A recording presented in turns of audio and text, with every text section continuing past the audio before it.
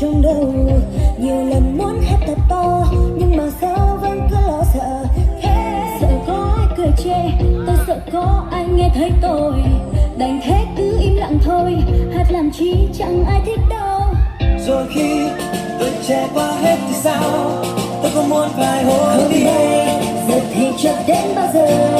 Đến bây giờ tôi sẽ hát lên thật to nào. Vỗ tay thật vang nào. Từ đây sẽ có bao nhiêu dòng chất hát lên cùng với nhau. Hãy hát lên gọi lên nào.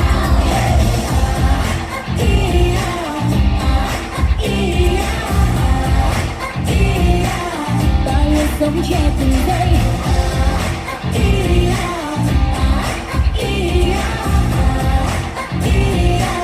Ta luôn sống che từng giây.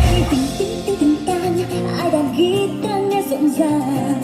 Ra là có anh đẹp trai đang ngồi hát câu ca thật thoải mái. Rồi bỗng anh mời tôi hát cùng anh câu ca yêu đời. Mọi người vỗ tay thật to nhưng mà tôi vẫn cứ thấy lo. Rồi khi tôi trải qua hết thì sao, tôi không muốn phải hối Không tiếc. bây giờ thì cho đến bao giờ. Đến bây giờ tôi sẽ hát lên thật to nào. Vỗ tay thật vang nào.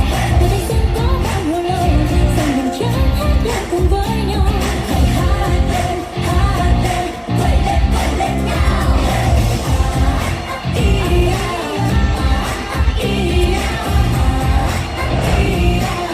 Ta luôn sống cho từng giây.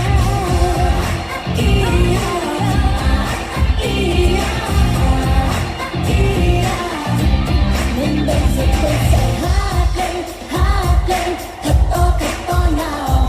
Cùng vỗ tay thật vang nào. Thanh xuân có bao nhiêu lâu giờ mình chẳng hát lên cùng với nhau. Hãy hát lên quay lên nào.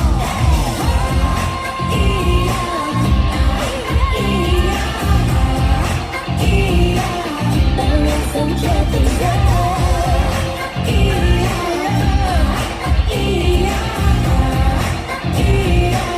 Ta luôn sống cho từng giây. Con chào con.